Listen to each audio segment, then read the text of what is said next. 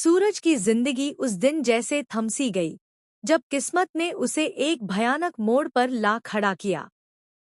गुलाब सिंह, जो ईशा को अपनी हवेली वापस लाने के लिए किसी भी हद तक जाने को तैयार था, मन ही मन ठान चुका था कि अगर उसे ईशा को पाना है तो सबसे पहले उसे सूरज से दूर करना होगा।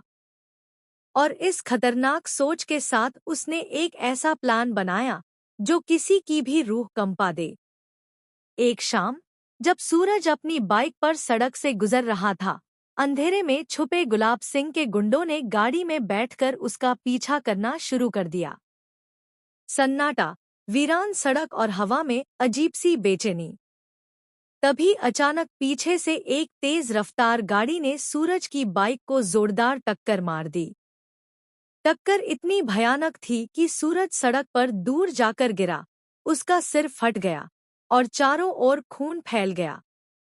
गाड़ी वाले बिना रुके वहां से फरार हो गए। उधर घर में ईशा को जैसे ही सूरज के एक्सीडेंट की खबर मिली, उसका दिल बैठ गया। बिना एक पल गंवाए वह दौड़ पड़ी, और जब उसने सूरज को खून से लथपथ सड़क पर पड़ा देखा तो उसकी चीख निकल गई। कांपते हाथों से उसने सूरज को उठाया और किसी तरह उसे अस्पताल पहुंचाया। डॉक्टरों ने तुरंत ऑपरेशन शुरू किया, लेकिन ईशा का दिल बार बार यह सोचकर सिहर रहा था कि आखिर यह हादसा अचानक कैसे हो सकता है। उसकी बेचैनी ने उसे जवाब खोजने पर मजबूर कर दिया। वह सीधे उस जगह की सीसीटीवी रिकॉर्डिंग तक पहुंची, और जो उसने देखा, उसने उसकी आंखों से नींद और चेहरे से रंग छीन लिया। फुटेज में साफ दिखाई दे रहा था, वही गाड़ी जिसे वह पहचान चुकी थी, गुलाब सिंह की।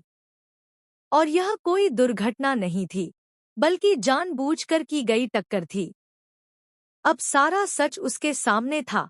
गुलाब सिंह ने ही सूरज को मौत के मुहाने पर पहुंचाया था। लेकिन सच जानने के साथ साथ ईशा पर एक और मुसीबत टूट पड़ी। डॉक्टर ने कहा कि सूरज की जान बचाने के लिए तुरंत ऑपरेशन करना होगा, और उसके लिए भारी रकम की जरूरत है। ईशा ने अपनी जेब और अलमारी खंगाल डाली, लेकिन रकम उसके पास थी ही नहीं। उसकी आंखों में आंसू थे, हाथ कांप रहे थे। तभी उसके फोन की घंटी बजी। दूसरी तरफ था गुलाब सिंह। उसकी आवाज में नकली हमदर्दी और छिपा हुआ जहर था। अगर तुम्हें सूरज की जान बचानी है तो मैं पैसों का इंतजाम कर सकता हूँ, लेकिन शर्त यह है कि आज ही तुम गुलाब हवेली वापस आ जाओ। यह सुनते ही ईशा का दिल मानो पत्थर बन गया। एक तरफ सूरज की जान, दूसरी तरफ गुलाब सिंह का जाल। वह समझ गई कि यह वही चाहता था, उसे मजबूर करना, ताकि वह उसके चंगुल में फंस जाए। लेकिन सूरज को खोने का डर इतना बड़ा था कि ईशा मजबूरी में उसकी शर्त मानने को तैयार हो गई। क्या अब ईशा हमेशा के लिए गुलाब हवेली में कैद हो जाएगी, या कोई चमत्कार होगा जो सूरज को वापस जीवन दे देगा? लेकिन ईशा की कहानी यहीं खत्म नहीं होती। घर लौटने पर एक और तूफान उसका इंतजार कर रहा था।